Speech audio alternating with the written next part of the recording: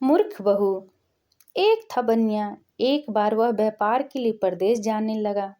जाते जाते अपने बहू को बुलाकर उसने कहा, मैं परदेश जा रहा हूँ, तुम अच्छी तरह रहना, बच्चों को भी संभालना और अपनी सास को भी अपने बच्चों की तरह देखभाल करना।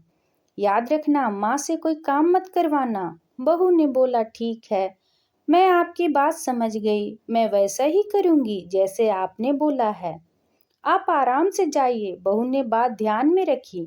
बनिया तो चला गया। बहू ने दूसरे दिन ही माँ जी से कह दिया, माँ जी, आपके बेटे मुझसे कह के गए हैं कि माँ को अपनी बच्चों की तरह संभालना और उनको कोई काम मत करने देना। अब आप घर का कोई काम मत कीजिए।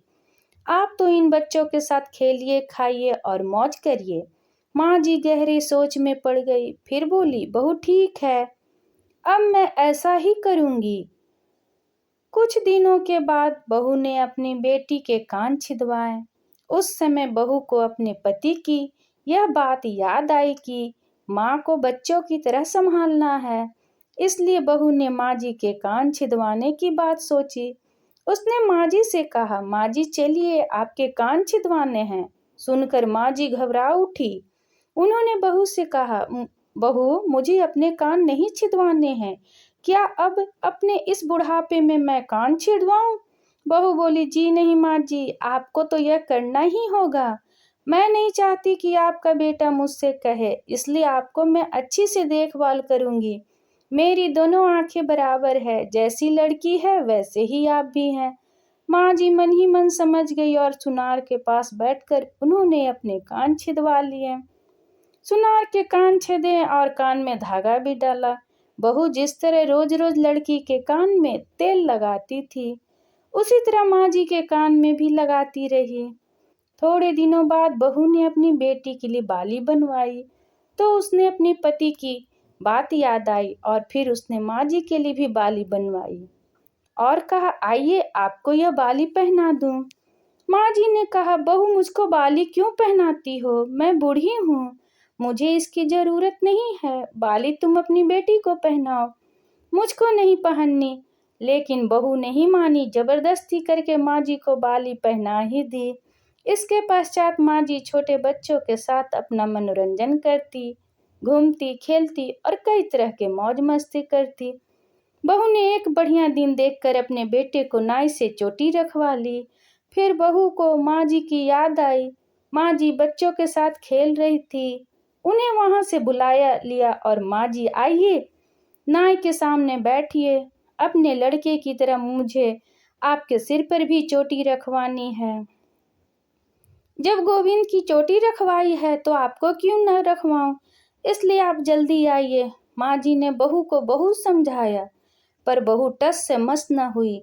आखिर माँ जी नाई के सामने बैठी और उन्होंने अपने सिर पर चोटी रखवाई। बहू ने गोविंद को और माँ जी को बोला, वही किया। उनके साथ बाद में बहू रोज माँ जी को चोटी में तेल डालती, चोटी गूंथती और सर पे ओढ़नी डालकर माँ जी को बच्चों के साथ खेलने के लिए भेजती। जब खाने का समय होता तो बहू उनको आवाज देकर बुलाती है। ऐसे ही रोज का हाल था। जब बेटा घर वापस आया तो सबसे पहले उसने बहू से माँ के बारे में पूछा कि माँ कैसी है और कहाँ है, मुझे उनसे आशीर्वाद लेना है। ऐसे ही रोज का हाल था। जब बेटा घर वापस आया तो सबसे पहले उसने बहू से माँ के बारे में पूछा।